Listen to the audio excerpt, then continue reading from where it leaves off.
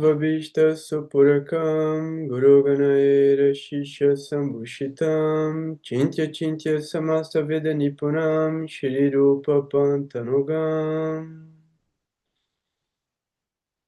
Govindam Vidam Ujvalant Varatanam Bhaktyam Vitam Sundaram Vande Vishwa Gurun Chadivya Bhagavat Premnai Vidya Pradam Vancha kalpatarubhyascha kirpa sindhubhya evacha patitanam pavanebhyo vaishnavebhyo namo namaha. Om Agyanantimirandasya Gyanagyanam Shalakaya Shashurum Militam Yena Tasmai Shri Gurave Namaha. Jai Gurudev, Jai Gurudev, Jai Gurudev, Jai Gurudev. Saudações a todo mundo. Fico muito feliz de estar aqui mais um encontro do nosso grupo de estudo de Jyotish, Astrologia Védica, e mais ainda porque é um espaço onde a gente pode trazer também o conhecimento transcendental e as alternativas apropriadas para tentar sair do ciclo de repetição de erros, do ciclo de repetição de karmas, do nosso sanskara, da nossa predisposição negativa em cometer erros e autossabotagem no nosso processo de desenvolvimento espiritual. Então, fala sobre a nossa relação com Maya, a ilusão que encobre tudo que é perceptível pelos sentidos, né? Tudo que a mente da gente consegue captar a partir dos órgãos dos sentidos, e a gente processa essa informação através dos nossos marcadores afetivos, as nossas memórias. Então, são memórias biológicas mesmo, memórias dessa vida, memórias celulares, porque a interação da nossa mente com o nosso corpo cria a nossa realidade. Mas também tem memórias kármicas, memórias das nossas vidas passadas, não memórias objetivas, mas predisposições, gostos, aquilo que a gente considera como bom ou como ruim e que está além da experiência que a gente teve através dos nossos sentidos. Então, o estudo que a gente faz é diretamente a forma como esses marcadores kármicos continuam atuando na vida da gente e continuam influenciando a vida da gente positivamente ou negativamente. Então, esse mapa, que é um roteiro para um personagem que a consciência assume. Então, Diva, a alma individual, quando se associa com Atma, a matéria, Jivatma, assume um determinado personagem que está condicionado a tempo, lugar e circunstância por causa de um determinado karma que aquela diva está carregando, nascimento após nascimento. Então, a vida material, ela se torna a interpretação de um roteiro. E por que a interpretação de um roteiro? Porque o roteiro está escrito. O personagem está lá para viver aquele roteiro, mas ele pode dar um novo teor a essa experiência. Então, aquilo que, por um lado, é um acerto de contas kármico, por outro lado, é um caminho de desenvolvimento e aprendizagem. Então, Shrestha Maharaj fala que o meio ambiente é sempre favorável para a nossa evolução espiritual. Então, mesmo uma tragédia, mesmo uma desgraça, está impulsionando a gente no nosso desenvolvimento, desde que a gente consiga aprender com essa experiência. E quanto mais consciência do fenômeno a gente tiver, e quanto mais conhecimento apropriado para interpretar esse fenômeno a gente tiver, e quanto mais autoconhecimento a gente tiver, mais rápido a gente evolui nesse processo de aprendizagem. Então, a gente vai dar continuidade hoje, né, a alguns assuntos a partir de perguntas que foram feitas no grupo de estudos. Então, é muito bom lembrar, né, que assim, a gente tem um grupo de estudos, a gente se reúne toda quarta-feira à noite. Então, quem tem alguma disponibilidade de estar online e participar do grupo, pode fazer perguntas e trazer seus questionamentos ao vivo e a gente vai esclarecer essas questões. Ou quem está no grupo do WhatsApp manda perguntas lá, a gente traz essas perguntas nas quartas-feiras e depois esse conteúdo vai para o YouTube. Então, quem quiser participar, é só entrar em contato. Então, eu agradeço sempre a quem tem essa disponibilidade de estar online. Então, minha saudação a todo mundo que está agora com a gente aqui. Jai Malat, Dandavats, acabou chegando aí. Então, e também minhas saudações a todo mundo que assiste a gente pelo YouTube. Fico muito feliz que vocês estão acompanhando, né, esse processo de transmissão de um conhecimento transcendental, né? Não que eu tenha qualificação para fazer isso, mas Srila Gurudeva, ele transmitiu algo que é muito bom para todo mundo, independente de quem está transmitindo. Então, eu fico muito feliz de poder compartilhar isso. E aí, vamos para a primeira pergunta, que é uma pergunta sobre o Navamsha. Então, assim, a pergunta específica fala sobre conjunções no Navamsha. E aí fala: as conjunções do D9 são lidas da mesma forma que no D1? Ou ela é focada apenas no Dharma? Se tiver mais algum foco, poderia explicar sobre? Ela sempre vai ser lida em conjunto com o D1? Então, eu acho que para a gente chegar nesse ponto, algumas outras informações precisam ser trazidas. Então, assim, existem vários mapas divisionais. E todos esses mapas divisionais, de alguma maneira, precisam ser vistos relacionados com o mapa natal. Beleza. Uma das principais relações que a gente tem do mapa natal com mapas divisionais são chamados Vargotama. Vargotama é quando um planeta ele ocupa o mesmo signo no mapa natal e no Navamsha. Pronto. Isso é Vargotama. Mas um Vargotama, ele tem uma importância específica.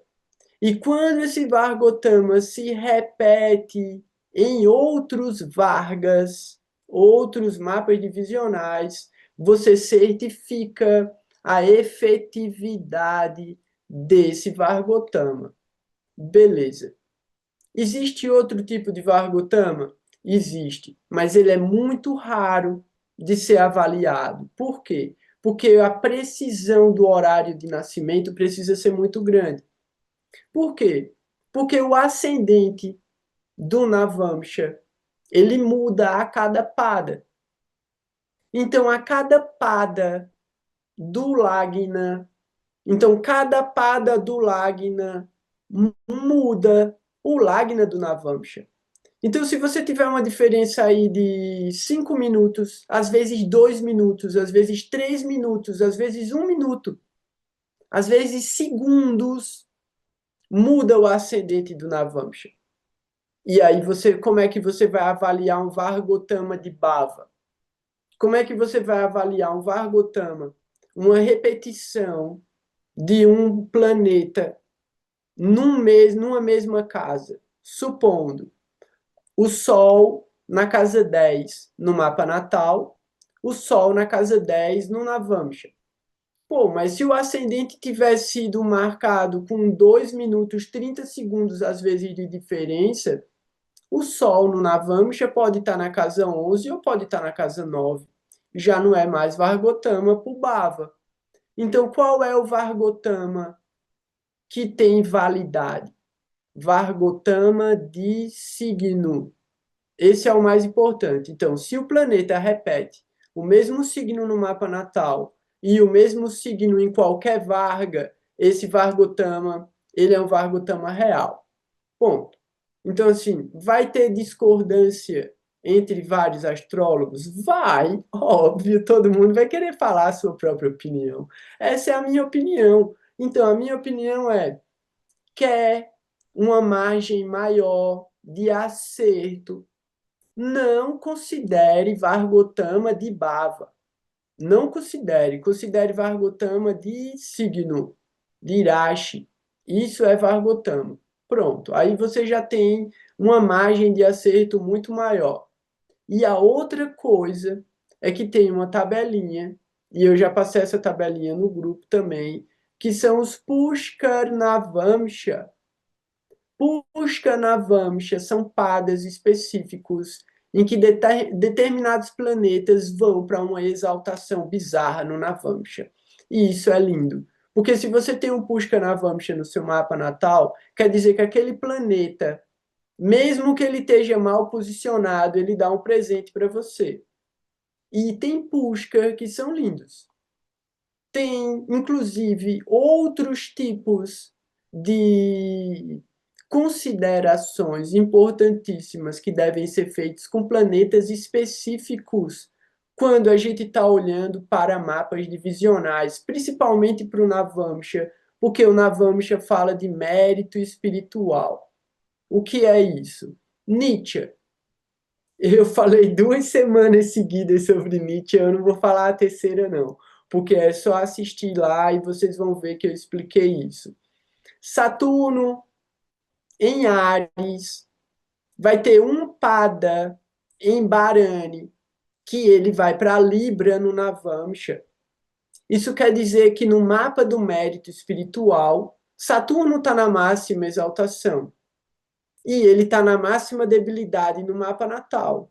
Isso não anula a debilidade dele no mapa natal, não anula. Ele pode estar anulado por vários outros fatores, mas o fato dele estar exaltado no Navamsha não anula a debilidade, mas torna a energia dele extremamente purificatória e com resultados positivos. Então, os resultados desse Saturno debilitado em Áries são transformadas pela exaltação dele no Navamsha, a máxima exaltação dele no Navamsha. Então a gente tem que considerar esse tipo de posicionamento, esse tipo de exceção, que está além do Nitya Bangaraja Yoga. Então, o planeta está debilitado. Isso poderia acontecer. Não, aí nesse caso é Saturno, né? Tipo, porque é Nietzsche. Então a gente considera isso. Outros planetas a gente vai considerar diferente de acordo com o posicionamento que ele vai estar no Navamsha. A pergunta específica: como a gente avalia conjunção no Navamsha? Do ponto de vista de dignidade, do mesmo jeito que no mapa natal. Do ponto de vista de yoga, do mesmo jeito que no mapa natal. Só que a gente não vai olhar para o efeito nas casas, porque talvez o horário não esteja completamente correto. Então é muito importante ter essa atenção. A outra coisa, eu vi aqui, agora eu me distraí, agora eu vou ter que ler a pergunta. Mas, que era a outra coisa? Deixa eu ver a pergunta. Ah, Nietzsche. Sim, Nietzsche. Não é Nitya. Nietzsche. Nietzsche Yoga. Nietzsche Bangaraja Yoga. Sim, então a gente não vai considerar as casas do Navamsha, porque justamente a gente não tem completa certeza desse horário de nascimento, a não ser que a pessoa tenha realmente feito todas as correções possíveis a respeito disso. Beleza. Então, como é que a gente considera uma conjunção no Navamsha? Primeiro, se essa conjunção ela é Vargotama. Por quê? Porque de acordo com a distância que o planeta está no mapa natal, ele pode ser Vargotama, se tiver no mesmo pada. Então, se os dois planetas estiverem no mesmo pada no mapa natal, essa conjunção pode ser Vargotama. Quando planetas amigos estão conjuntos no Navamsha, isso é muito bom. Isso beneficia o resultado dos dois planetas no mapa natal. Se os planetas não são amigos, depende da dignidade deles. A gente vai considerar também regência, a gente vai considerar driste também. Todos os tipos de forças que a gente considera no mapa natal, a gente considera no Navamsha para entender o mérito espiritual. Mas é sempre voltado para o mérito espiritual. Aí alguém vai levantar a mão e vai dizer, pô, mas eu já vi um monte de astrólogo falando que é para olhar o casamento no Navamsha. É, é. Casamento, filho, trabalho, tudo. Você pode olhar o que você quiser no Navamsha, tem 12 casas lá. Mas o casamento é extremamente importante. Por quê? Porque se você não tiver um casamento favorável para o seu desenvolvimento espiritual, o casamento pode, tipo, prejudicar o seu desenvolvimento espiritual. Karmicamente falando, o que acontece é o que tem que acontecer. Aí você vai ter que encontrar uma maneira de transformar o karma que já é seu em algo favorável. E é aí que a gente vê, pô, como é que a gente vai ver se o casamento é favorável a partir do Navamsha? Dara Karaka. Você olha o Dara Karaka, onde o Dara Karaka está no Navamsha, e você vai ver, tipo, se o posicionamento da energia do parceiro na sua vida tem algum mérito espiritual. O cara, pô, mas como é que eu vou ver isso? De repente, você avalia, e isso é uma coisa que serve para tudo, para tudo. E até uma coisa que eu tava para falar com a Malat e para que é isso. Se a pessoa não sabe a hora que ela nasceu, tipo, não sabe. A gente avalia, nasceu de manhã, nasceu amanhecendo o dia, nasceu no meio da noite, então a pessoa não sabe. Olha pelo Kala Purusha. Joga Ares no ascendente. Vai ter margem de erro, vai ter uma margem de erro, mas joga e olha pelo Kala Purusha. Tem um grande nível de aproximação. Por quê? Porque a Lua vai estar no signo certo, o Sol vai estar no signo certo, todos os planetas vão estar no signo certo. Você só não vai ter certeza dos períodos da vida. Você vai ter aí os Naisajika Karakas, né? Tipo os Nitya Karakas, o Jaimini, o Amatya Karaka, o Atma Karaka, todos os Karakas vão estar determinados pelos graus dos planetas. Você já avalia alguma coisa das áreas da vida a partir disso também, e talvez durante a conversa você consiga encontrar onde seria mais próximo o acidente da pessoa.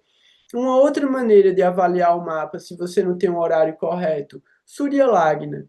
Funciona? Funciona. Chandra Lagna. Funciona? Funciona. Dá para olhar até pelo Atma Karaka.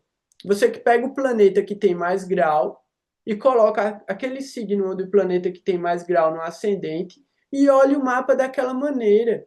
Por quê? Por que que isso é válido? Porque essa é a maneira que a gente usa para avaliar o Vinchontari. Quando a gente pega um planeta do Vinchontari, tipo o período da vida, tá em que período da vida? Tá no período do Sol. Puxa, faz uma layer com um mapa onde o Sol está no ascendente e você entende todos os efeitos a partir daí. Então, como é que a gente entende e avalia o Navamsha? Justamente através da dignidade desses yogas, dessas conjunções, desses olhares. Então a gente olha essa dignidade do planeta no Navamsha e a gente traz essa força para o mapa natal. Mas a gente não avalia caracas materialistas no Navamsha. Porque qualquer resultado materialista, né, no sentido de condição material, de satisfação ao prazer, vai vir 90% dos casos através de Vênus. Então, basta você olhar onde está Vênus no Navamsha e você já vai ter uma avaliação em relação aos prazeres da vida. Você não precisa avaliar o mapa, o Navamsha inteiro, para saber como você vai se beneficiar disso. Porque Vênus é o planeta, né, o Graha, Karaka, dos prazeres da vida, do conforto, do luxo, da sexualidade, da sensualidade. Então, você olha isso através de Vênus. Aí você pensa, pô, mas como é que eu vou avaliar as casas a partir do Navamsha? Pelos signos do mapa natal. Então, você olha no seu mapa natal, vamos supor, casa 5 é o signo de Virgem, seu ascendente for Touro. Então você olha para o signo de Virgem no mapa natal, olha para o signo de Virgem no Navamsha. Onde está o signo de Virgem no Navamsha? Então tem planeta lá, ele está recebendo algum olhar, tem tipo algum efeito acontecendo? Ó, tem uma pergunta aqui já. Meu Darakaraka sendo Vênus e no D9 vai para casa 8. Então, é exatamente o que eu falei. No Navamsha, a gente não vai olhar para as casas. Então, você olha para que signo ele tá. Qual é o signo que ele tá no Navamsha? Aí você avalia pelo signo. E aí você vai ver a dignidade que ele tá. Você vai ver se tem algum planeta mandando algum olhar para ele. Pronto. Se ele está em touro, quer dizer que ele está exaltado. Então, se você fosse olhar isso pelas casas, você ia achar que ele está mal posicionado porque ele está numa casa maléfica. E aí, mesmo sendo um Viparita Raja Yoga, ainda daria resultado que começaria dando ruim. Mas, pô, ele está em Vênus, ele está exaltado, é um bom planeta bem posicionado. Traz um mérito, mas aí cabe a você avaliar como essa energia funciona, já que ela tem um mérito espiritual. O que é que você está transformando disso na sua vida em algo de crescimento espiritual para você? Pronto, tá junto de Marte e Rahu. Aí isso é uma condição importantíssima. Por quê? Porque pode ter um Papa Cartário aí. Se Rahu tiver de um lado e Marte tiver do outro, isso é um Papa Cartário. Então, apesar desse Vênus estar bem posicionado, tem um yoga extremamente maléfico atuando em cima dele. Então, se essa casa fosse a casa 8, o resultado poderia até ser bom. Por quê? Porque aí você tem dois maléficos numa casa maléfica que, por causa da exaltação de Vênus, podem dar resultados benéficos. Mas a influência de Marte sobre Vênus já não é boa, e a influência de Marte e Rahu juntos aí prejudica ainda mais esses resultados. Então, precisa fortalecer muito os caracas positivos de Vênus através de tipo desenvolvimento de sadhana mesmo, assim, extremamente importante. Aqui tem mais perguntas. Não, é só as respostas. Ah, o Wellington mandou aqui. Pronto, a Rafaela perguntou aqui, pelo signo, conseguimos fazer as relações com as casas no mapa natal. Exatamente. Pelo signo do Navamsha, você vai saber qual é a casa que está sendo afetada no mapa natal pelo signo. E aí foi a Andriele falou que está junto de Marte e Rahu.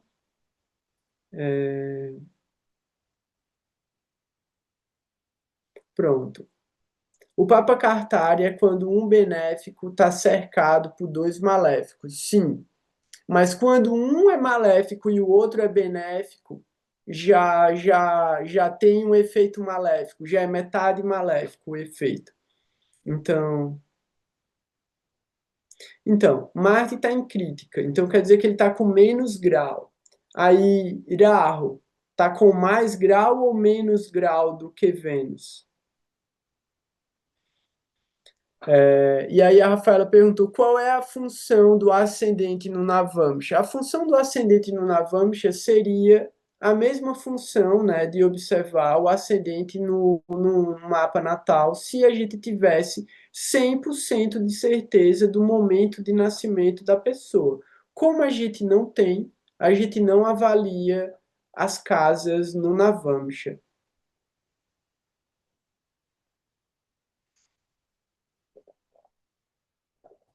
Alguém tem alguma dúvida ainda sobre Navamsha? Porque tem um monte de pergunta aqui pra gente. Ah, pronto. Então não é um Papa Cartari. Rahu está com 10, Vênus está com 20. Então, nesse caso, Rahu ele está cercado por Marte e Vênus. Nesse caso, tem uma coisa legal aqui, que é o seguinte. Marte, ele está num signo do Sol, numa nakshatra do Sol, o que é bom para ele, mesmo dentro do signo de Touro, que é um signo de Vênus. E Vênus tá bem em Rohini. Vênus não tem problema de estar em Rohini, por Rohini ser regida pela Lua. Não tem nenhuma questão aí. A questão é que Rahu tem uma influência muito forte, mesmo estando cercado, ele ainda continua tendo uma influência muito forte sobre Marte e sobre Vênus.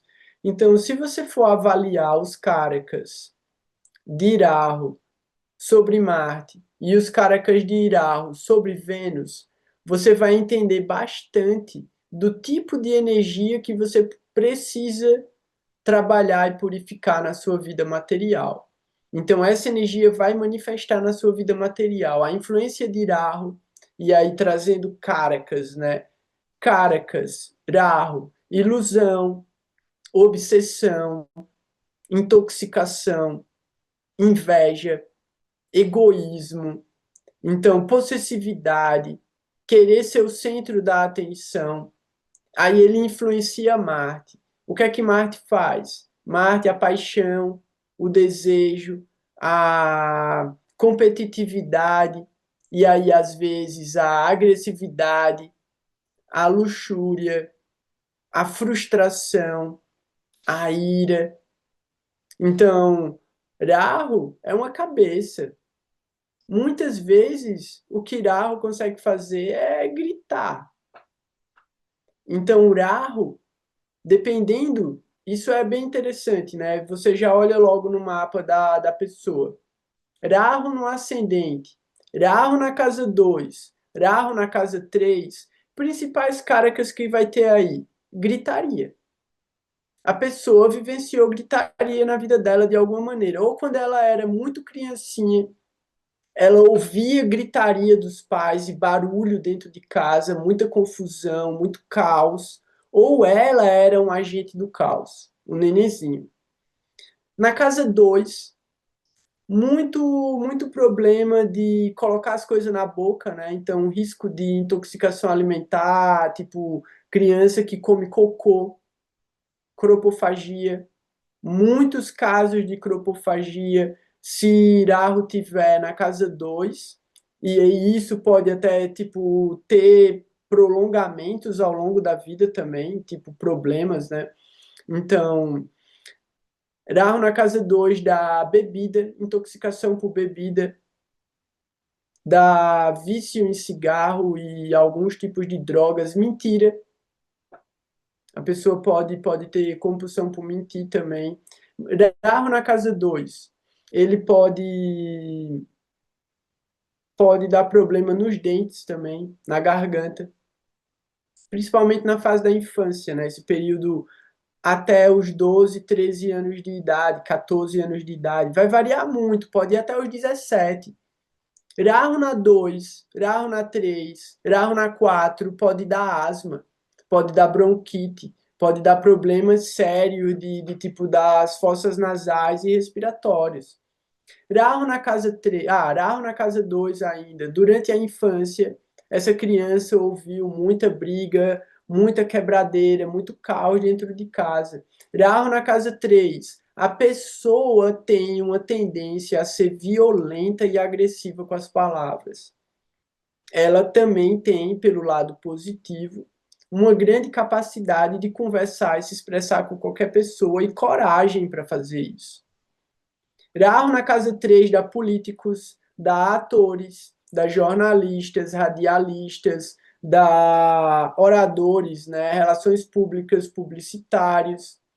Rahu na casa 2 pode dar advogados. Rahu na casa 3 pode dar advogados também. Por que que eu estou falando isso, né? Tipo Caracas, para a gente entender como um planeta carrega determinados elementos, que onde ele tiver, ele influencia a vida da gente.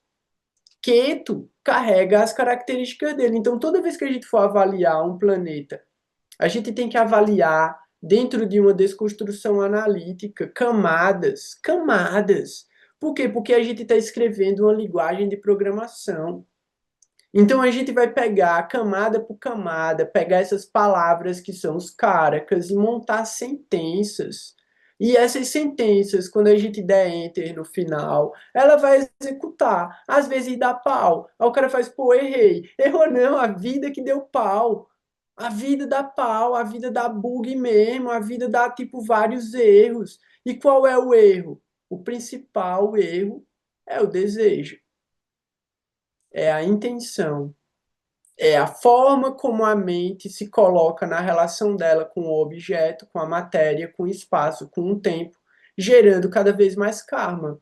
E aí onde está o erro? O erro está a gente interpretando isso, entendendo isso como uma dor, como um castigo, como uma punição. A gente nunca observa o fenômeno como uma escolha. E aí a gente não percebe que ou conscientemente ou inconscientemente a gente está escolhendo o tempo todo. E é aí onde está o estado de consciência. Porque se você está numa vibração muito baixa, no estado de consciência quase animal, você só reage, você não tem escolha. Não tem nada para você. A sua vida é ação e reação, é física newtoniana no seco. Você, tipo, tá lidando só com causa e efeito. Mas, de acordo com o seu estado de consciência, você avalia o que é favorável, aceita o que é favorável, rejeita o que é desfavorável e você ressignifica o seu próprio karma. Então, desse jeito, a gente pode usar Rahu para orientar qualquer planeta. Por quê? Porque Rahu sabe enganar. Rahu sabe mentir. Rahu sabe levar e trazer. Então ele reconhece o mentiroso. Ele sabe onde está o golpe. Ele olha e ele vai dizer, ó, ali você não vá não, véio, porque ali você se arrebenta. Do mesmo jeito que ele poderia dizer, oxe, vamos para lá que vai ser massa. Então é a forma como você usa a energia que define o resultado dessa energia. A energia, ela não tá, tipo, o karma, né? O determinismo do karma não está na causa, né? Está no efeito. Então, assim, vai acontecer de qualquer maneira. O que importa é o que você aprende com o que está acontecendo. Como você se orienta dentro do fenômeno. Então, isso é realmente importante. E isso é determinado pelo grau de conhecimento. Se você tem conhecimento, você conhece o campo de batalha. Se você não tem conhecimento, você não conhece o campo de batalha, você não conhece o seu inimigo, você não conhece a você mesmo, você não conhece nada. Então, isso é o Bhagavad Gita. Então, assim, para quem está estudando astrologia, a base da astrologia é o Bhagavad Gita. Enquanto você não lê o Bhagavad Gita e entender o Bhagavad Gita, você não entende Jyotish. Me desculpe, não dá para interpretar Jyotish com a mentalidade cristã. Não dá, porque não é um conhecimento compatível. Então você joga fora o conhecimento cristão? Não, você guarda ele para usar no momento apropriado, mas sem o conhecimento védico, sem o conhecimento de Sankhya Yoga, o conhecimento de Bhakti Yoga, conhecimento de Raja Yoga, de Jnana Yoga, de Karma Yoga, você não avança. Porque toda a matemática do Jyotish é feita a partir dos resultados desses yogas, desse conhecimento. Então, sugiro também, né, fazer o jabá. Vai lá no Spotify, ouve o podcast do Bhagavad Gita. Eu li o Bhagavad Gita inteiro, tá lá, capítulo por capítulo. Então, coloca isso e vai ouvindo. Uma hora entra alguma coisa dentro da cabeça. Então, tipo, eu tô fazendo isso para tentar aprender. Então, eu aprendo compartilhando. Então, assim, é muito importante, porque isso também, né, tá dentro da pergunta da Neide, que está no grupo. Eu tô falando, parece que eu sou só maluco. Eu sou maluco. Mas quando eu tô falando de Iraho, e eu tô falando da influência de Iraho sobre os outros planetas, eu tô falando de conjunções. E para entender conjunções, a gente tem que entender influências. E essas influências, às vezes, são convergentes, às vezes são divergentes. Às vezes elas são entrópicas, às vezes elas são sintrópicas. Às vezes são positivas, às vezes são negativas. O que que eu quero dizer com isso? Às vezes dois planetas somam e a coisa cresce. Às vezes dois planetas brigam e a coisa diminui. Mas a força desses planetas é variável para os dristes que eles enviam, de acordo com a dignidade que eles carregam. Então são vários fatores que vão ser analisados aí. O que é que eu quero dizer com isso? Graha e Uda. Graha e Uda é tipo dois planetas disputando 1 grau. 1 grau. Aí você vai dizer, a regra é clara. O planeta que tem mais grau ganha. Beleza, mas Saturno e Marte não sabem perder, velho. Eles perdem, mas eles estragam o negócio. Tipo, ele perdi, velho, mas tipo, você não vai aproveitar, não, brother. Eu perdi, mas assim, você ganhou e você não vai ter prazer em ter ganhado, não. Tipo, e eu não quero nem saber se foi justo ou não você ter ganhado. Eu tô aqui para tirar o prazer de você ganhar. É isso.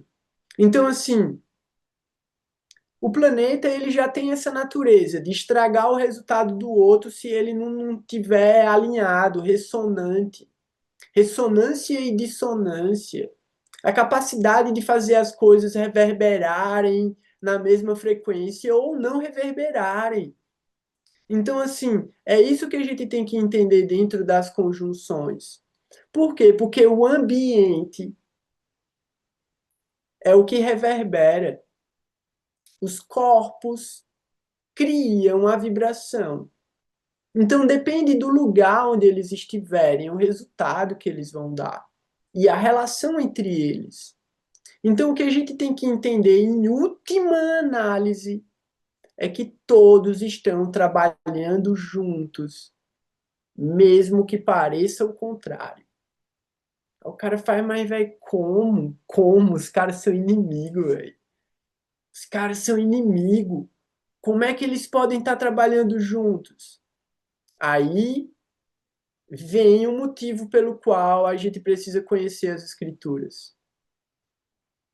Quando existe a necessidade dos deuses, os devatas e os demônios, os asuras, recuperarem aquilo que era deles, eles trabalharam juntos para bater o oceano de leite. Os lilas são eternos. Eles continuam batendo o oceano de leite dentro da gente. Pelo Kalapurusha, a gente estudou isso. Todos os deuses estão dentro do corpo da gente. Todos os signos, todas as nakshatras, todos os grahas estão dentro da gente. Eles continuam batendo o oceano de leite para extrair o soma, para extrair a imortalidade. E, ao mesmo tempo, eles estão tirando o veneno, que é o processo de purificação. Então, dentro da gente, a gente tem que entender que essa roda de 360 graus é eles batendo o oceano de leite dentro da gente, extraindo da gente o que tem de melhor e o que tem de pior, que precisa ser purificado. Então, os planetas eles podem parecer antagônicos, mas eles estão trabalhando na mesma direção. Então, quando a gente pensa, pô, os demônios, eles são maus. Eles podem não ser maus, os demônios podem ser grandes devotos do Senhor Shiva. Os demônios podem ser grandes sábios. Os demônios podem ser grandes yogis místicos, grandes rishis, grandes lideranças. A questão é o que é que eles estão fazendo com o poder que eles conquistam. Então, Shurkacharya, ele é um grande guru. Ele é considerado superior a Júpiter, a Brihaspati, em conhecimento. Então, o que que a gente tem que entender disso? A alma, a alma diva, ela entra dentro do universo material para buscar por prazer, para buscar por prazer, mas para buscar por prazer na forma de purusha. A alma quer ser essa forma divina individual e ela entra dentro do universo material na busca por prazer, na busca por afeto, na busca por ternura, mas na busca por poder, na busca por controle, numa busca egoísta pela própria satisfação. Então, quando a gente entende que essa é a natureza demoníaca que se agrega à alma, então isso não faz parte da alma, isso é o arrancar. Essa é a primeira camada que vem depois de Chidabhasa. Então a gente já falou sobre isso também. Porque a alma é Satitananda, ela é pura. Então, quando a alma entra dentro do universo material, primeiro ela é encoberta por Chidabhasa, que é o enevoamento da percepção de eternidade, consciência e êxtase. Então, a alma precisa esquecer disso. E Chidabhasa faz ela esquecer. E logo em cima de Chidabhasa vem o arrancar, que é a falsa identificação como sendo o centro de tudo. Esse é o primeiro passo da existência. Então a alma, quando entra no universo, ela entra nessa condição. Ela não tem nem karma ainda. O karma vai vir, mas já existiram milhares de criações, em infinitos universos. E a alma da gente já vagou nesses universos que foram criados e destruídos. Então, quando a alma da gente entra nesse universo, ela já vem carregando karma de existências anteriores. Então, a questão aqui é a seguinte: como a gente entender que dentro da gente existe essa natureza demoníaca que busca pelo prazer, inevitavelmente, e a natureza divina que busca pela transcendência, inevitavelmente? Como fazer essas duas forças trabalharem juntas na busca pela autorrealização?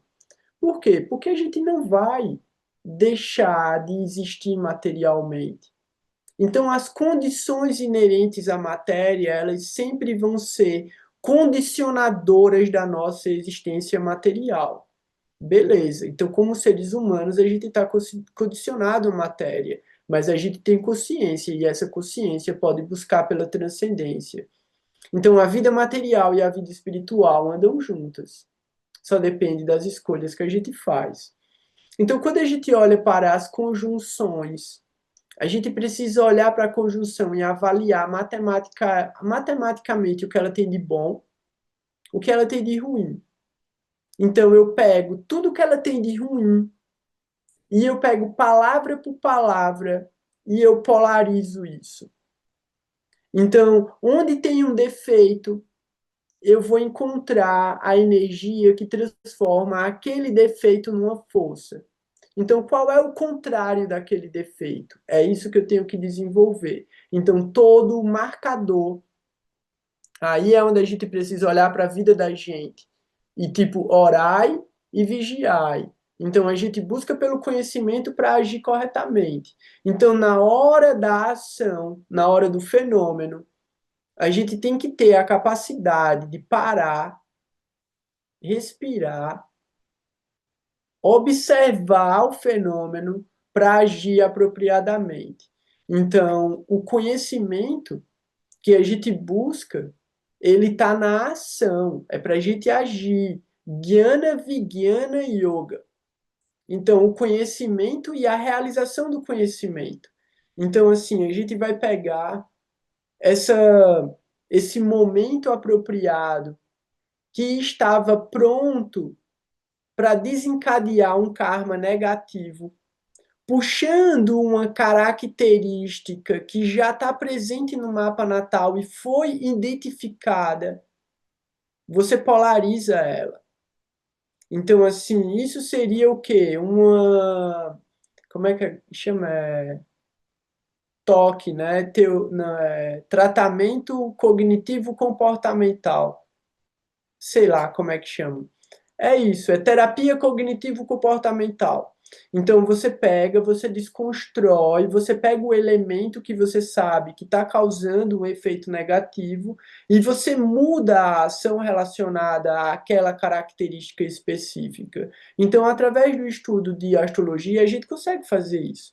A gente consegue identificar o elemento, identificar o ponto, identificar a relação dele com o fenômeno, prever o fenômeno e se preparar para agir corretamente. E a gente vai errar. Muitas e muitas e muitas vezes. Porque a predisposição da gente é errar. O condicionamento da gente é para errar. Mas na hora que a gente aprender a fazer o correto, quanto mais a gente fizer o que é o correto naquele sentido para a gente, mais forte a gente fica em fazer o correto, e aí a gente pode transmitir o ajuste apropriado para outra pessoa. Então, esse é o processo. O processo é da forma como aquilo age dentro da gente, através do exemplo, a gente ensina aquilo para o outro. Então, isso vale para os efeitos de Rahu. Como? Exemplo, né? A pessoa mais apropriada para falar sobre o alcoolismo é um ex-alcoólatra.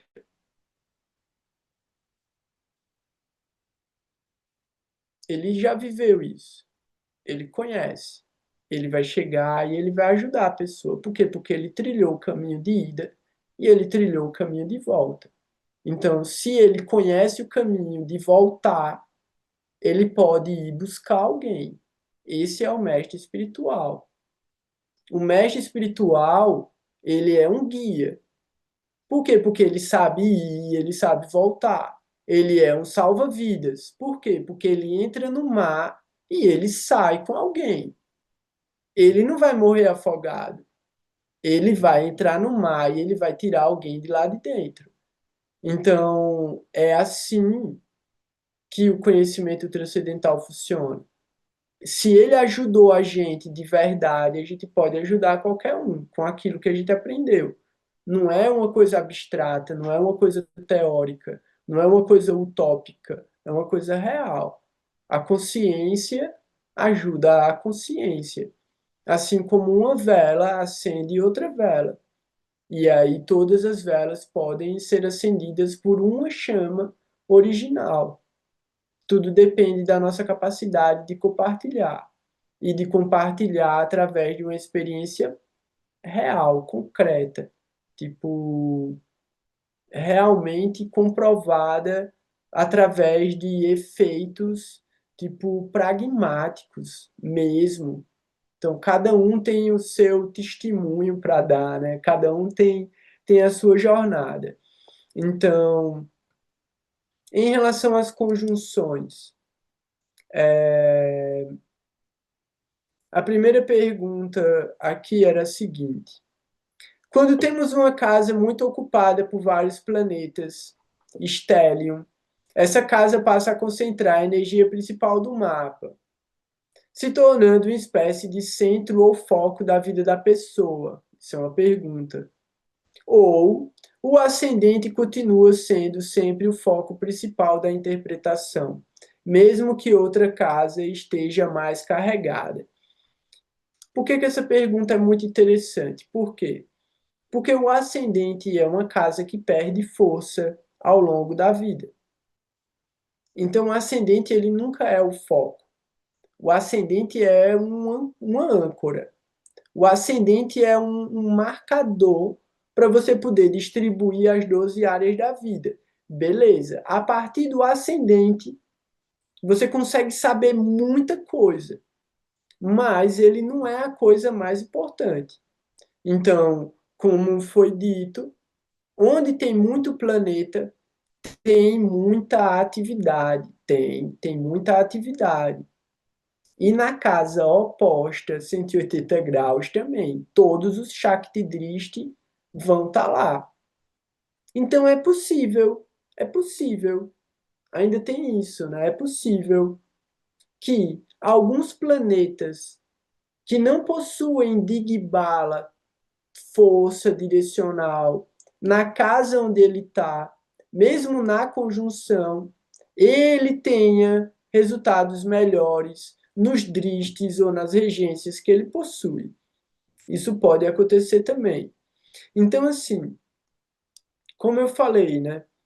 O principal de uma conjunção com 3, 4, 5 planetas, e tem conjunção com 5 planetas, você fica tipo maluco, velho. Você fica, meu irmão, como é a cabeça dessa pessoa, tá ligado? Aí o que é que você faz? Dristes. Espalha os dristes pelo mapa. Divide esse peso. Por quê? Porque aí você entende como esses planetas funcionam separados para entender como eles funcionam juntos. Por quê? Tinha um desenho antigamente chamava Capitão Planeta. E aí o Capitão Planeta ele falava da união dos seus poderes. Eu sou o Capitão Planeta. Então ele juntava 5 poderes e virava o Capitão Planeta. Então se a gente fosse pensar uma conjunção, ela atuaria como um Capitão Planeta na melhor das hipóteses. Como? Junta o poder do Sol com o poder da Lua, com o poder de Júpiter e o poder de Saturno. Aí você fala, meu irmão, que bagunça é essa, velho? Meu irmão, é o Capitão Planeta que você tem, velho. Dê um jeito dele dar um bom resultado, tá ligado? Pode ser o super-homem do mundo bizarro, pode ser o super-homem do mundo bizarro, mas você usa ele da melhor maneira que você puder, velho. Tipo, é o super-homem que você tem, tá ligado? Ele é do mundo bizarro, mas ele tem uma boa intenção. Ele quer ser um cara legal. É o que você tem, velho. Você usa e aí você vai, tipo, coloca ele numa fonoaudióloga, coloca ele para fazer fisioterapia, coloca ele para, tipo, aprender um pouco de coordenação motora ali e tal, pô, daqui a pouco ele já está aí condicionado, todos os poderes dele estão funcionando perfeitamente e ele já se adaptou a. Porque assim, o super-homem do mundo bizarro, ele é normal no mundo bizarro. Ele é bizarro no mundo material. Então, assim, a gente está querendo ajustar algo que não é para ser ajustado também, porque tudo existe de acordo com a sua própria particularidade. Então, a gente tem que entender também, né, respeitar, aprender a respeitar o estado de consciência do outro. Então, não agitar a mente dos pouco inteligentes com o conhecimento transcendental, porque isso pode destruir a vida deles. Então, revele aquilo que sejam atividades purificatórias, para que no momento apropriado o próprio indivíduo busque pelo conhecimento que cabe a ele. Então, cabe a gente revelar aquilo que é apropriado para o outro, aquilo que ele é capaz de digerir. Senão, acontece como a gente pega um bichinho do mato, um bichinhozinho do mato, que a mãe morreu, e aí a gente tá com aquele filhotinho ali de 2, 3 dias, e na melhor das intenções, a gente pega leite de vaca e dá para ele. Mata o bicho, porque é muito forte. Ele não aguenta aquilo. O organismo dele não vai conseguir processar aquela força toda que ele está recebendo. Ele morre. Então, muitas vezes a gente pode destruir a vida espiritual de uma pessoa, dando para ela algo que não cabe a ela, mas caberia a ela uma orientação para se tornar alguém melhor. E se tornando alguém melhor por ela mesma, ela buscaria a espiritualidade. Então a gente tem que ter muito cuidado com as pérolas. E não é para não jogar os porcos por mesquinharia, É porque eles vão achar que aquilo é comida e vão quebrar os dentes e vão morrer de fome. Então, não é porque a gente não quer dar um colar de pérolas para um porco, é porque ele pode destruir a vida dele com aquilo. Então, é muito importante que o buscador vá até a fonte para beber da água pura. E aí a fonte é o mestre espiritual, é o conhecimento apropriado, é o que está sendo distribuído através das escrituras, né? Então, muito importante a gente ter esse cuidado também. Aqui a Magali fez uma pergunta, ela perguntou aqui, né? Ah, tiveram várias perguntas, várias coisas aqui, ó. A Rafaela falou, né? A parte mais prazerosa é formar as frases. Eu também acho, tipo, acho muito legal, assim, misturar os caracas e criar essas narrativas. Isso é incrível, assim, é a magia do Giotes, é a literatura intuitiva. A gente está escrevendo histórias que a gente não conhece. Então, quando a gente olha o mapa de alguém, várias histórias se revelam para a gente de um plano sutil, né? A gente está lendo a literatura celeste. Então, toda mitologia, ela ela tá dentro dessa narrativa, né? Todas as mitologias de todas as culturas, elas são uma narrativa celeste. Então, quanto mais a gente conhecer sobre arquétipo e mitologia, de tudo, mais banco de dados a gente vai ter para interpretar um mapa, né? Principalmente relacionado ao conhecimento dos Puranas, dos Vedas. Então, isso é muito importante. Aí o Wellington falou aqui do mal perdedor. O mal perdedor é do Graha Yuda, né? Ele perde, mas ele dá uma arrebentada no rolê para ninguém aproveitar. E é exatamente isso. A gente tem que sempre ver como um planeta age em relação ao outro e como a gente pode interferir positivamente para anular a capacidade destrutiva desse conflito, fazendo com que eles unam forças. E aí é o que eu estou falando, né, do Capitão Planeta. E aí a gente vai usar as forças que tiver, né? Em Dragon Ball também tem, né, que é o Goku e o Vegeta. Eles fazem a primeira fusão, aí depois todos os outros começam a se fundir também. Mas é isso, é fundir duas coisas, fundir duas forças. Vai acabar fundindo coisa ruim também. Mas aí essa coisa ruim você usa ela para onde ela é melhor apropriada. E eu já falei sobre isso também, né? Quando a gente fala sobre Panchang, tem os dias que são muito legais, assim. Os dias que eu acho mais legais do Panchang é o dia em que você pode, tipo, aprisionar duendes e goblins, você pode forjar amuletos, e tem um dia que você pode envenenar ou matar por engano. Então, tem esses dias também. Então, eu sei que tem o Vishkumbha, que é um yoga, um Naisajika Yoga, que é o yoga do pote de veneno. Então, quando esse yoga está combinado com alguma, eu não vou falar, mas tem uns carana que é dia para treta, velho. E aí é isso, é dia de tipo de mexer com armas de fogo, tá ligado? Tem de tudo, tem de tudo, tem de tudo. Aí tem dia para fazer jardinagem, tá? Tem dia para tosar uma ovelha, tem dia para vender vacas, tem dia para passear com elefante, tem para tudo. Mas os mais legais que eu acho é o dia de aprisionar duendes. O dia de aprisionar duendes é muito, muito auspicioso, eu acho. Porque vai ter arco-íris, né?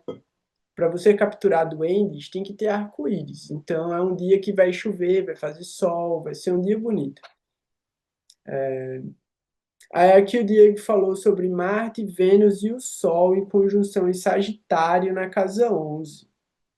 Então, combustão entre planetas amigos não é tão ruim. Combustão com planeta inimigo já não é tão bom. A galera, mas Vênus e o Sol são amigos. Não são nada, velho. Vênus e o Sol são inimigos. Então a gente tem que ver aí como é que a relação desse Vênus e do Sol pode dar boa. Vênus aguenta combustão? Vênus aguenta bastante combustão. Mas vamos torcer para que os caracas de Vênus que estão combustos não deem maus resultados. Porque nesse caso, como é a casa 11 e é uma casa que cresce ao longo da vida, então você precisa ter muito cuidado com uma obsessão pelo prazer, pelo conforto. Então, como eu falei antes, né, o maior inimigo é o desejo. O maior inimigo é o desejo. A mente pode ser o maior inimigo, mas o maior inimigo da mente é o desejo, porque o desejo separa a gente da realidade. Então, quando você deseja uma coisa, você rejeita todas as outras coisas. E muitas vezes, aquilo que já está sendo oferecido para você é melhor do que o que você está desejando, mas você rejeita porque você tem um desejo. E aí, o desejo, quando não é satisfeito, gera a frustração, que gera a ira, e a ira destrói a inteligência, e sem inteligência a gente perde tudo. Então, quem tem planeta na casa 11 precisa ter muito cuidado com o desejo. Então, é muito importante ver se tem algum driste de um planeta benéfico sobre essa casa. No caso, a gente considera aí Sagitário. Vênus em Sagitário não está bem posicionado porque é um signo de Júpiter. Então, o Sol e Marte estão mais bem posicionados. E da mesma maneira como eu falei para o outro mapa, essa conjunção pode ser um Papa Cartari se Marte e o Sol estiverem cercando Vênus, o que dá mais uma situação aí de muita energia masculina subjugando energia feminina. Então tem que ter muito cuidado, porque o Sol e Marte são planetas de fogo, num signo de fogo, bem posicionados, inclusive com dignidade, né, pela relação com Júpiter, e Vênus, que é um grau importantíssimo, pode estar sendo mal influenciado, né? Então, é bem importante você ter cuidado com a maneira como você lida com a energia feminina na sua vida. E a relação que você tem também com a ideia de prazer e propriedade. É bem importante isso.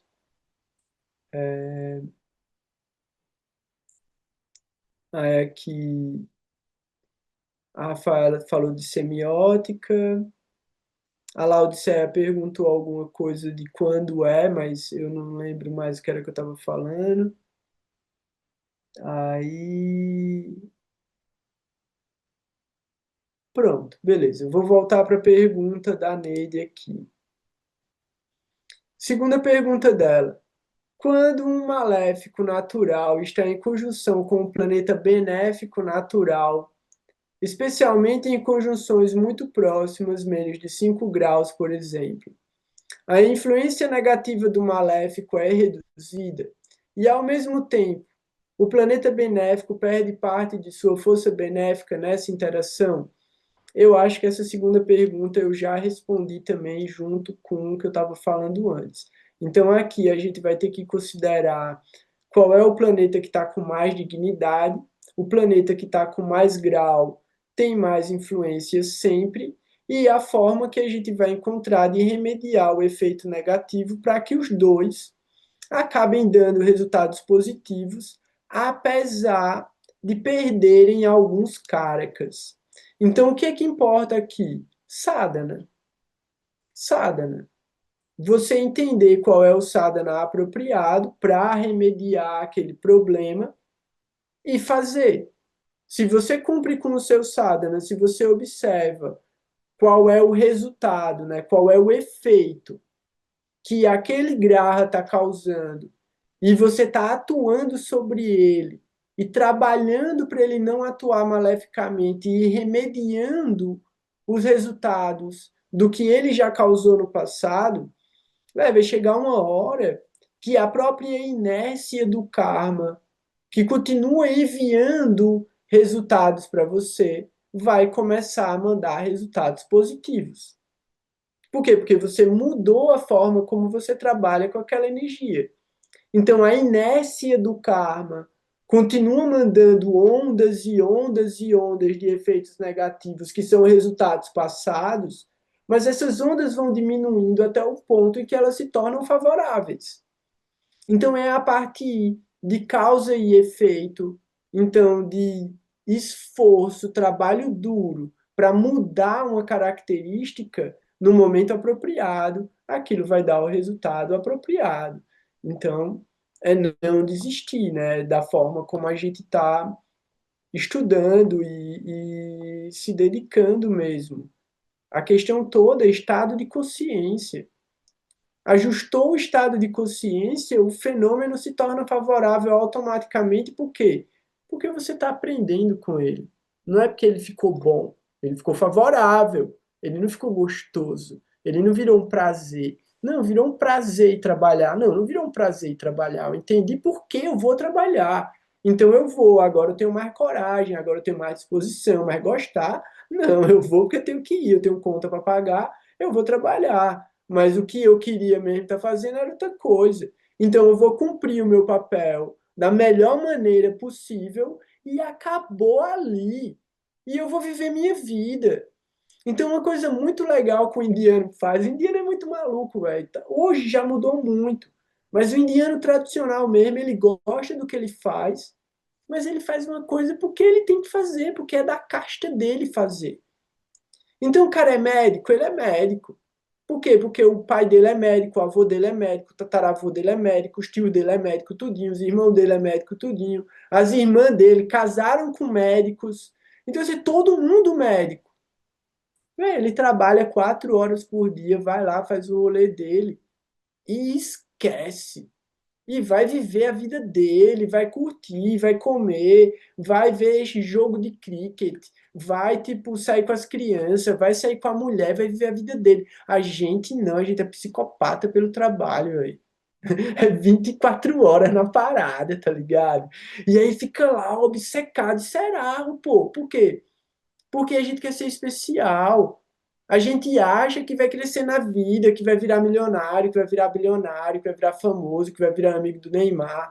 Meu irmão, não vai não, velho. E se você virar, você vai se arrepender, você vai dizer, meu irmão, eu queria voltar a ser quem eu era lá atrás, velho. Porque eu era mais feliz. Porque agora, com toda essa doideira que eu fiz com a minha vida, eu não tenho tempo para nada. Então, assim, a gente tem que saber dosar, né? Saber executar bem as coisas e executar com desapego. Então, Karma Sannyasa Yoga, Bhagavad Gita, entender que o dever material da gente é só para manter a dignidade, manter a vida da gente com dignidade, manter a vida de quem a gente ama com dignidade, mas o trabalho em si, aquilo que mantém a vida da gente, não se relaciona diretamente com o nosso desenvolvimento espiritual. Então a gente tem que transformar a nossa atividade material para que ela se transforme em algo devocional. Isso é Bhakti Yoga. Isso é importante. Isso é um ajuste importante da gente fazer na vida da gente. Quando a gente está pensando em efeitos, né? Tipo, qual é o meu karma? Quando é que eu vou ser feliz? Véi, você vai ser feliz quando você quiser. Porque a felicidade é temporária.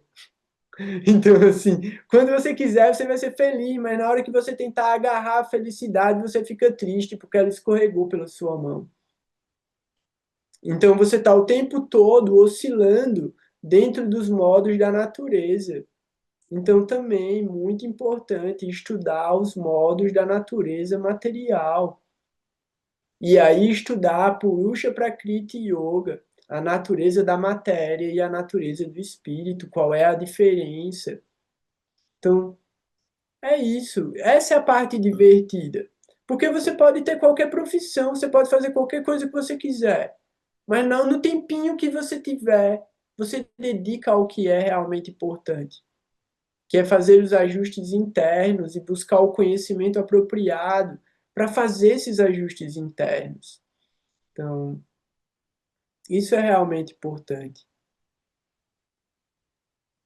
A Rafaela colocou aqui, eu achava que isso era Saturno, até perceber e cair a ficha que era Rahu. Então, essa é uma das malícias de Rahu. Você nunca vê Rahu.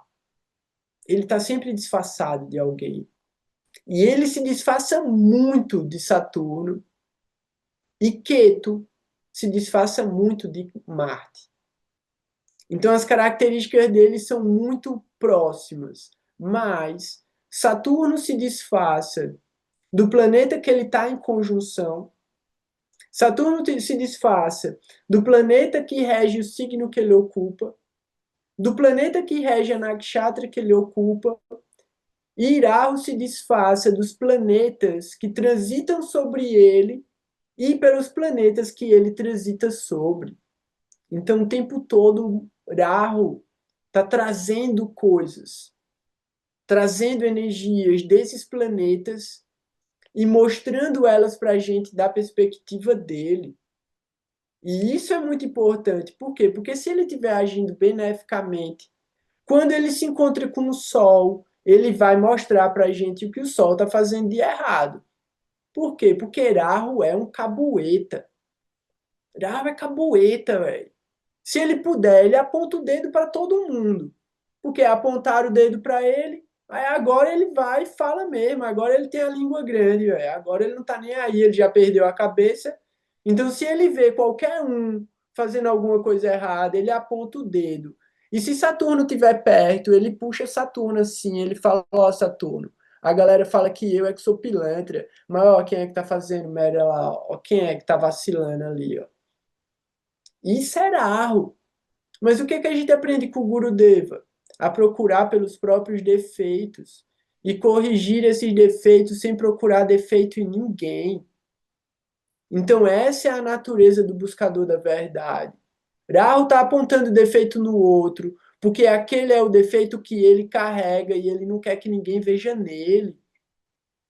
Isso é a primeira malícia da dialética de Schopenhauer, né? Que não é de Schopenhauer, velho. Schopenhauer nunca falou isso, tá ligado? É um maluco que pegou a ideia de Schopenhauer, e Schopenhauer fala, ele fala sobre a retórica, sobre a dialética, sobre a narrativa, sobre a oratória, e aí o cara falou, velho, Schopenhauer, ele não sabe perder um debate. Então são as técnicas de não perder nunca um debate. Então, o que, que você faz? Você pega a sua falha, primeira coisa, você pega a sua falha e aponta no outro. Por quê? Porque uma pessoa desmoralizada não tem moral para sustentar argumento nenhum. Então, o Raul já joga e detona a moral do outro. Por quê? Porque o outro não vai conseguir levantar a voz e jogar nada contra ele. Então, assim, essa nossa tendência de apontar defeitos nos outros é diretamente a nossa tendência de esconder os nossos próprios defeitos. É isso.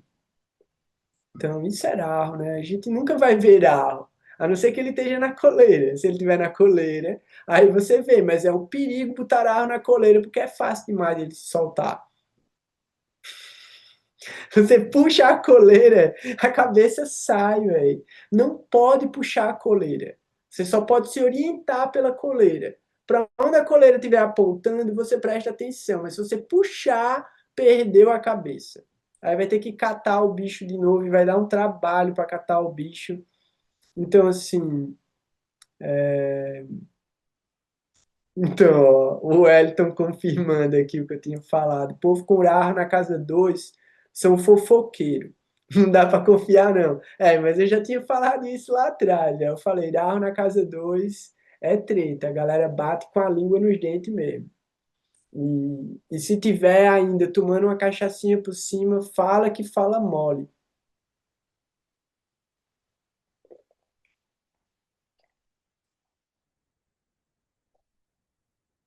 Então, ó, e aí a atualização dos Vedas, né?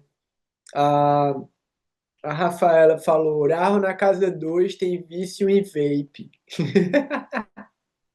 É, hoje tem vício em vape, no futuro a gente não sabe nem o que vai ser, né? Vai ser em queimar plástico, chip, queimar chip, literalmente. Aí tem uma outra pergunta aqui ainda. No caso de um planeta combusto, por estar muito próximo do Sol, ele realmente perde a capacidade de manifestar seus significados para aquela casa? Em conjunção com outros planetas, é possível que esses planetas emprestem ou ajudem na entrega dos resultados que o planeta combusto não consegue fornecer? Combustão é um tema muito louco. Muito louco. Por quê? Porque os efeitos da combustão podem variar demais. Demais. De resultados horríveis a resultados muito bons. E tudo depende da dignidade do Sol, tudo depende da dignidade dos outros planetas que estão em conjunção com o Sol e da relação que o Sol tem com esses outros planetas. Beleza. Essa é a regra base, a que nivela o rolê. Só que, como eu falei, vamos usar a regra do Capitão Planeta. Não interessa o que você está juntando, você vai ter que juntar e dar bom resultado.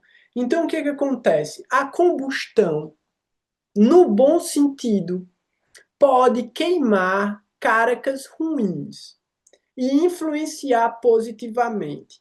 Qual seria uma boa combustão nesse sentido? O Sol e Júpiter. Uma boa combustão. O Sol e Marte pode dar uma boa combustão, mas pode dar resultados ruins. Como essa combustão pode dar bom resultado seguindo a regra básica?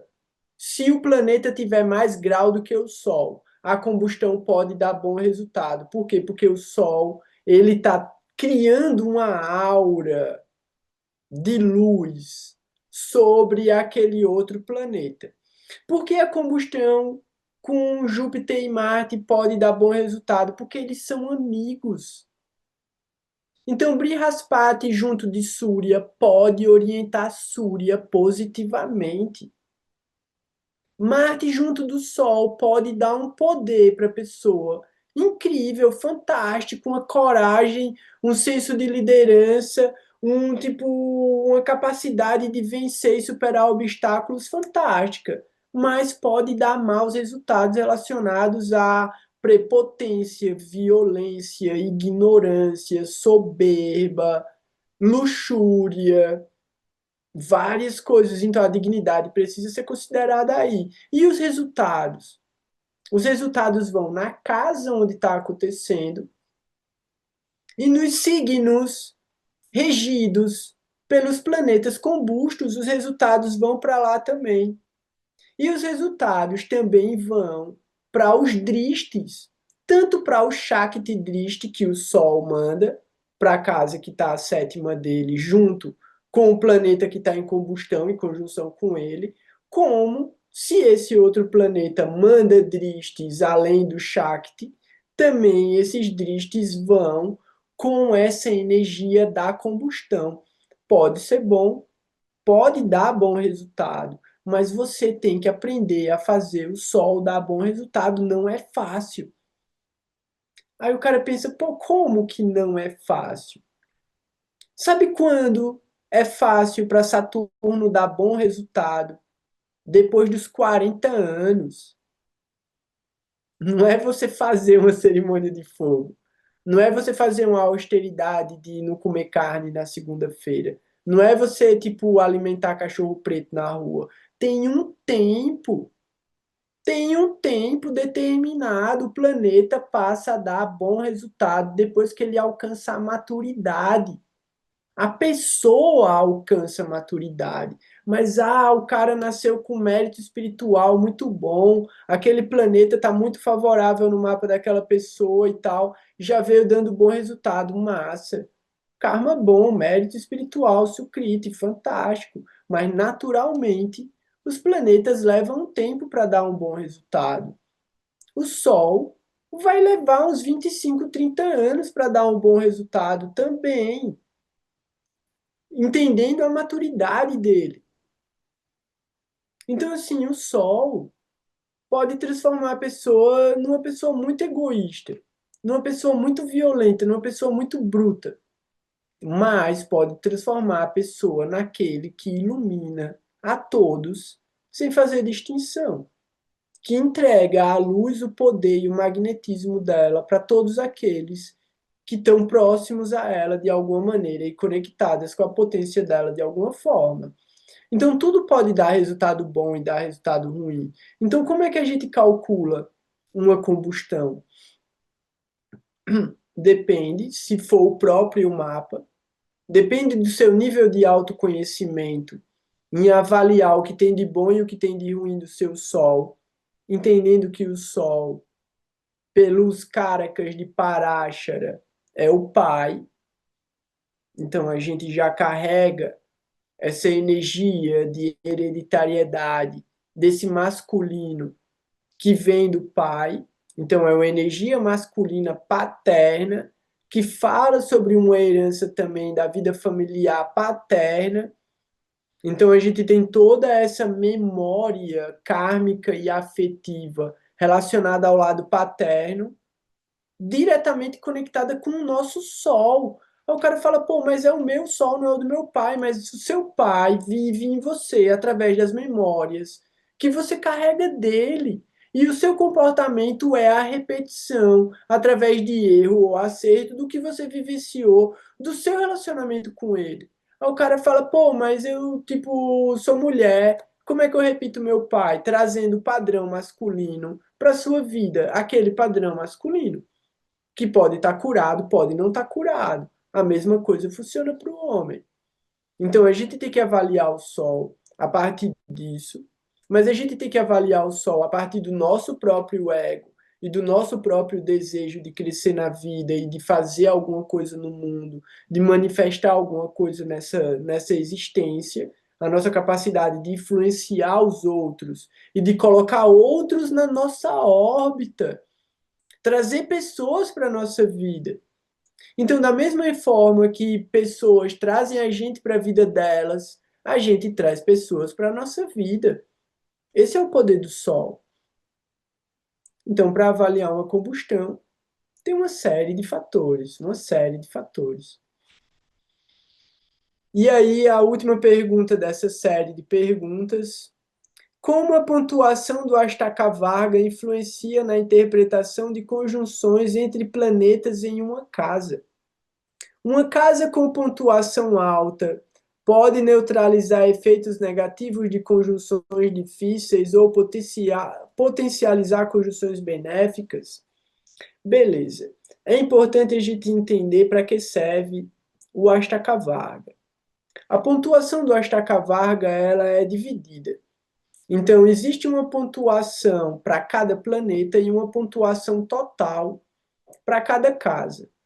Então, primeira coisa, uma casa com pontuação alta significa que ela tem uma tendência maior a dar bons resultados durante trânsitos de planetas sobre ela. Então quer dizer que a gente avaliou aquela casa tem uma pontuação alta, beleza. Muitas vezes a pontuação não é porque tem planeta lá, não. A pontuação alta no Astakavarga vem da dignidade do planeta regente. E isso fala sobre Bhava Bala e Graha Bala também. Então, o que acontece aí? Determinado planeta, você vai nas tabelinhas do Astakavarga, que eu acho muito legal aquelas tabelinhas, aquelas pontuações.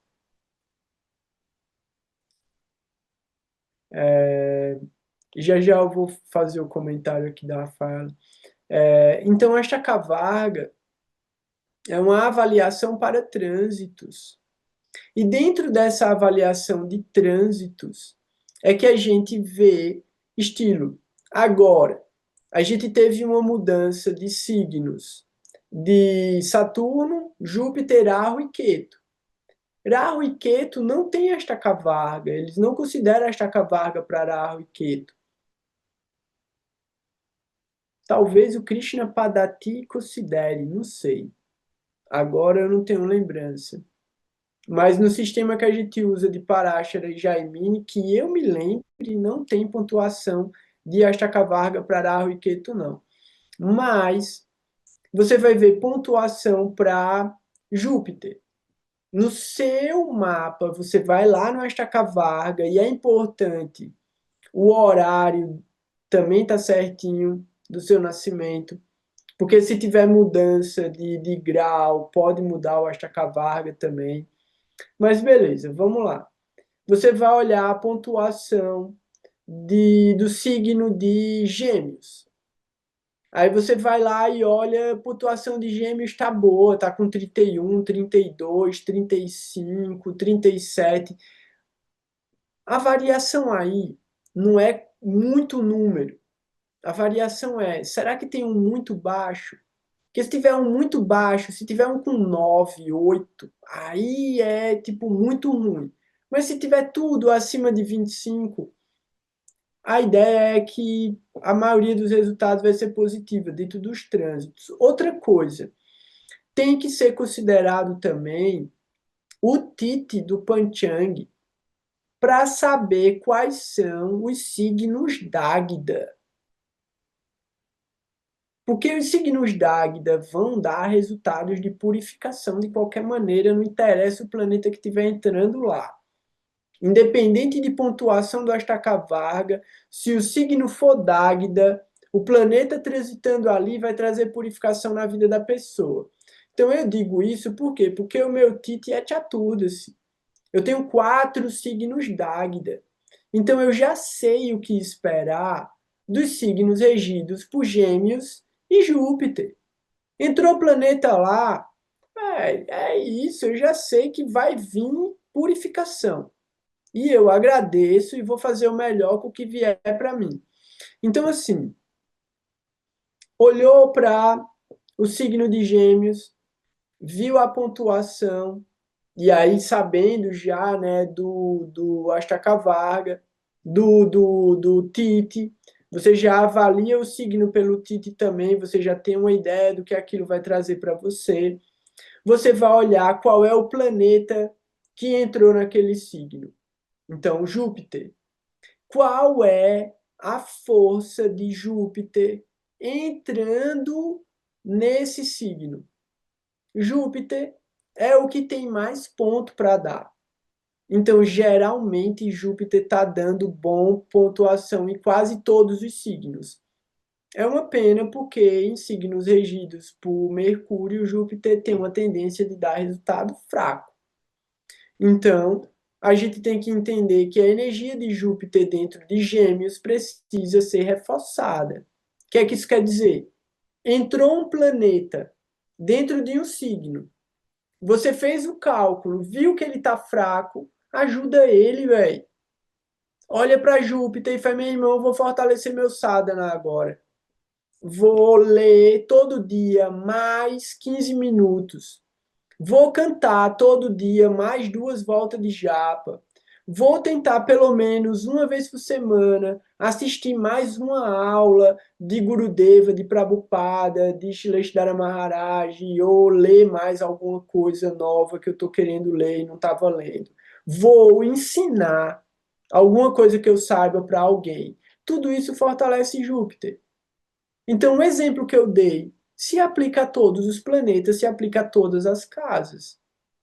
Então, é um estudo de desconstrução, mais uma vez. Vai ter que ir lá, olhar o Tite, marcar os signos d'Águida, se tiver, porque se for Ekadasi, Amavasya ou Purnima, não tem d'Águida, tá beleza. Então você avalia tudo como possivelmente dando resultado bom. Aí olha a pontuação da estaca varga. Pô, aonde eu preciso reforçar? A casa tal tem uma pontuação fraca. Então eu já sei que aquela casa tem uma tendência a dar resultados mais complicados. Eu já fortaleço e dou atenção àquilo na minha vida E toda vez que o planeta entrar ali, eu vou dar atenção ao que ele está trazendo para mim de karma. Porque o fenômeno vai manifestar. O planeta entrou no lugar, vai manifestar. E os drishti que ele manda vão manifestar também. Você olha, e aí você consegue, tipo, começar a desconstruir, avaliar e anotar os carakas. Por isso que eu falo, tá estudando, tenha o seu caderninho. E esse caderninho vai ter que entrar tudo nele, vai ter que entrar o que acontece no seu dia, qual foi o dia que aconteceu tal coisa. Se você tiver capacidade de anotar a hora, anota a hora também. Se, tipo, sonhou, anota o sonho, coloca o dia que sonhou a parada. E aí, durante o dia, lembrou de mais alguma coisa do sonho, coloca lá também. Então, assim, vai aprender na medida que trouxer isso de uma maneira prática para a vida. E aí tudo se transforma, porque você vai estar usando uma nova ótica, um novo decodificador de realidade, parâmetros diferentes para decodificar a realidade. Então, é muito importante, tipo, a dedicação mesmo ao conhecimento, dedicar tempo a buscar pelo conhecimento apropriado. Então, deixa eu ver aqui. Não tem mais perguntas da Neide. Fica aberto para, se ela quiser complementar alguma pergunta, pode levantar a mão, ligar o microfone. Se alguém quiser falar também, fazer alguma pergunta, pode levantar a mão, ligar o microfone. A Rafaela colocou aqui os planetas misteriosos conversando só pelos olhares. É aí que a coisa acontece. Porque de repente tem um planeta mandando um olhar por um lado, tem um planeta mandando um olhar por outro lado, e o efeito está acontecendo lá e você não percebe. Por quê? Porque você está olhando para a casa e fala: ah, mas essa casa está vazia. Eu não sei de onde é que acontece isso na minha vida. Pô, olha para os Drishti, olha para o regente, aonde o regente está, aonde o regente está transitando, quem é que está conversando com ele. E aí a Rafaela colocou, né? Saturno dá resultado. Trabalhar na mesma coisa no mínimo 10 anos. Pronto, aí ele fica feliz. Aí ele diz: agora eu estou vendo dedicação na vida dessa pessoa. Então, é por aí. Aí eu não sei por quê, mas o Wellington colocou aqui: Júpiter em Virgem na 12.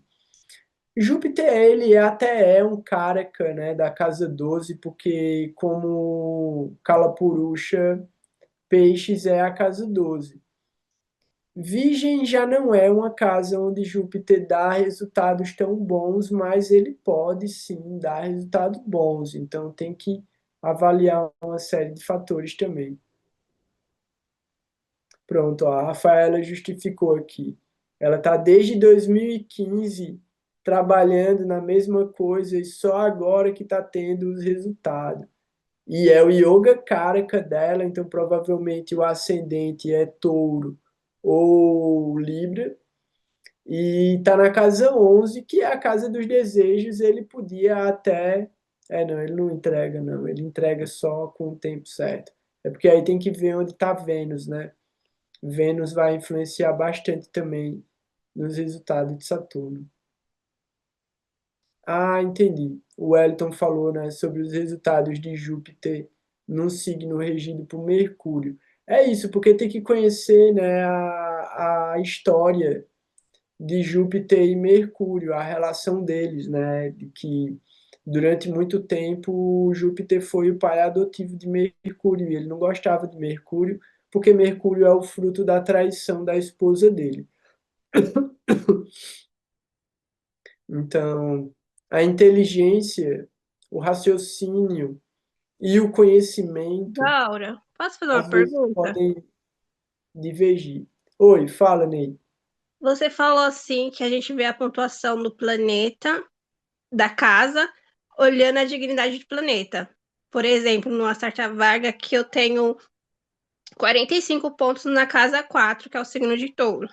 Só que o meu Vênus tá na casa 6. Como eu vejo essa dignidade de Vênus? Ele está em que signo? Câncer, ele faz conjunção com a Lua. E na casa 4 tu tem o que no mapa natal? Não tenho planetas. Ah, mas ele está em Câncer em conjunção com a Lua na casa 6. Isso.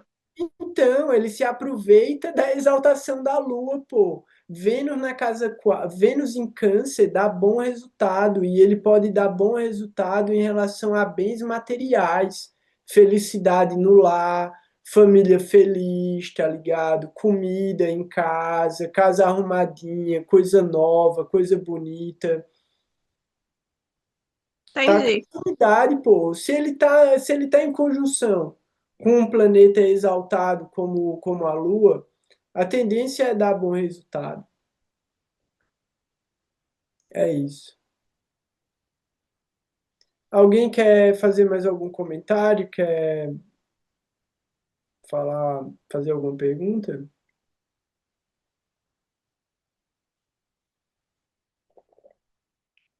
Não? Então, hoje a gente vai ficar por aqui. Espero ter respondido apropriadamente as perguntas. Fico muito feliz mesmo, né, de que a gente continua se associando, trazendo conhecimento apropriado, conhecimento transcendental, distribuindo as bênçãos dos mestres espirituais. Fico muito feliz que vocês me dão a oportunidade de servir. Então, eu vejo a maior função da minha vida tá em distribuir o conhecimento e as bênçãos que eu recebi dos mestres espirituais. Então, todos os méritos e todas as glórias são para os mestres. Então, Srila Bhakti Sundar Govinda Dev Goswami Maharaj, Srila Prabhupada, Srila Sridhara Maharaj, Srila Madhusudana Maharaj e todo mundo que está aí ensinando através do exemplo. Então, vocês me ajudam e vocês me fortalecem muito, me dando a oportunidade de servir e desejo todas as bênçãos na vida de vocês, que a gente se encontre muito em breve de novo. Fico à disposição para responder as perguntas que eu tiver capacidade, senão eu vou tentar me qualificar também para responder. Contem comigo, estou por aqui. Um grande abraço, boa noite, fiquem em paz, fiquem com Deus. Vancha kalpa tarubhyascha kripa sindhu eva cha patitanam pavanebhyo vaishnavebhyo namo namaha. Om Gyanantimirandasya Gyanagyam Shalakaya Chakshurum Militam Yena Tasmai Shri Gurave Namaha. Jai Gurudev, Jai Gurudev, Jai Gurudev. Boa noite, até mais, fiquem em paz.